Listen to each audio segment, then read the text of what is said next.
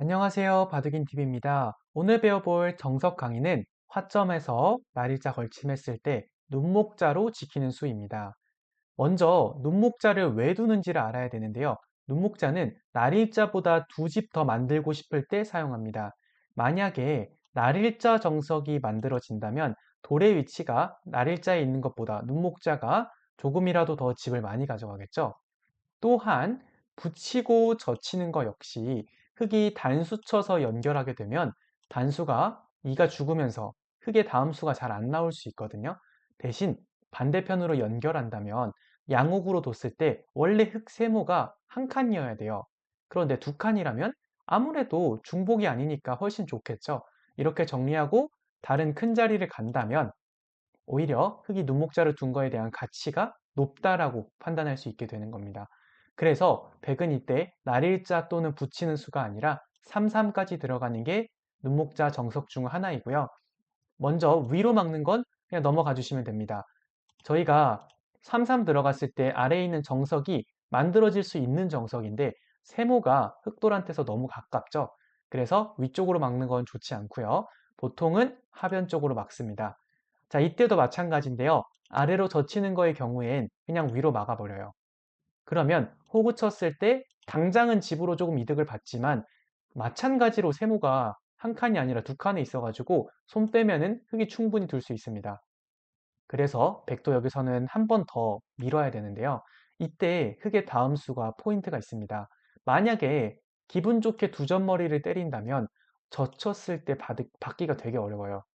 호구 치는 것까지가 돼야 되는데 단수 치고 젖히게 되면 끊는 순간 두 점이 죽어버리죠.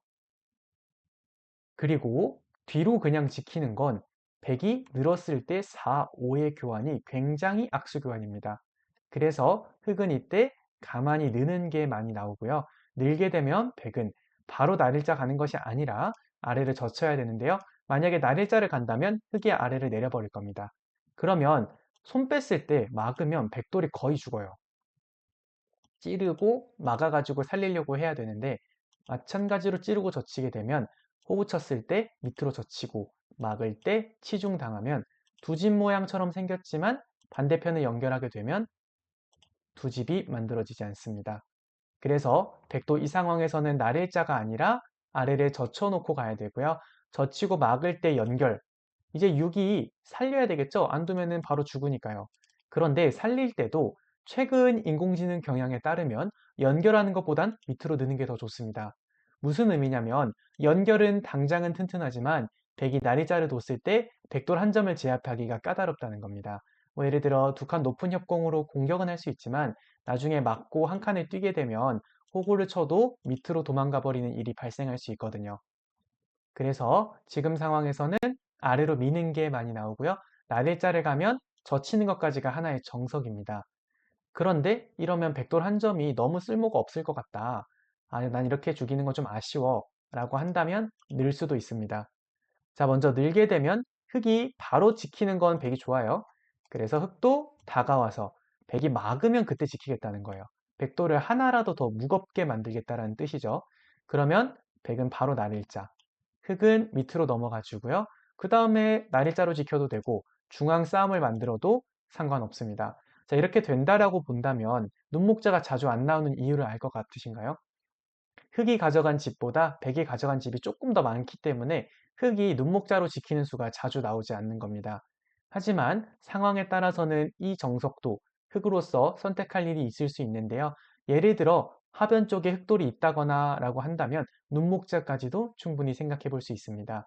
자, 오늘의 정석 마무리해 보겠습니다. 눈목자를 지키는 이유는 날일자 정석이나 붙이는 정석이 나왔을 때 반대로 지킨다면 돌의 위치가 하나라도 떨어져 있는 게 한 집이라도 더 만들 수 있기 때문에 선택하는 거고요. 백은 이때 3~3까지 들어오는 게 정석입니다. 위로 막는 건 넘어가서 백이 좋고요. 아래로 막았을 때는 밑으로 젖히게 되면 다시 한번 흙이 정리를 해버릴 수 있기 때문에 한 번 더 밀고요.